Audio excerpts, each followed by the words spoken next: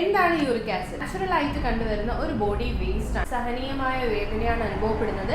പ്രധാനമായും നമ്മുടെ കാലിന്റെ തള്ളവിരൽ ജോയിന്റ്സ് നല്ല വേദന അനുഭവപ്പെടുന്നുണ്ട്. ഇങ്ങനെ നീർവീക്കം പോലെ ഉണ്ടാവുന്നു. ഒരു സോക്സ് പോലും ഇടാൻ പറ്റാത്ത രീതിയിലുള്ള വേദന അവർക്ക് അനുഭവപ്പെടുന്നുണ്ട്. രാവിലെ എണീക്കുമ്പോൾ കാലും കൈയൊക്കെ മരവിച്ചിരിക്കുന്നു, മൂവ്മെന്റ് ഇല്ലാത്ത രീതിയിൽ ജോയിന്റ്സ് ഒക്കെ സ്റ്റിഫ് ആയിട്ടിരിക്കുന്ന അവസ്ഥ, പ്രത്യേകിച്ച് നമ്മുടെ കിഡ്നി റീജിയനിൽ പെയിൻ ഉണ്ടാവുന്നു. ചില സാഹചര്യങ്ങളിൽ രക്തം പോലും വരുന്ന അവസ്ഥകളുണ്ട്. ഡോക്ടറെ കൺസൾട്ട് ചെയ്ത് ട്രീറ്റ്മെന്റ് എടുക്കേണ്ട കേസസ് ആണ്.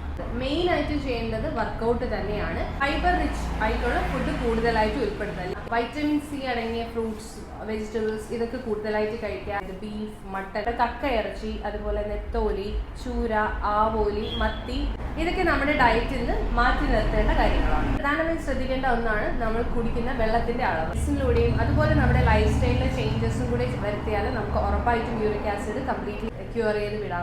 ഞാൻ ഈ പറഞ്ഞ ലക്ഷണങ്ങളൊക്കെ നിങ്ങൾക്കുണ്ടെങ്കിൽ വീട്ടിലുള്ള ട്രീറ്റ്മെന്റ് എടുക്കുക.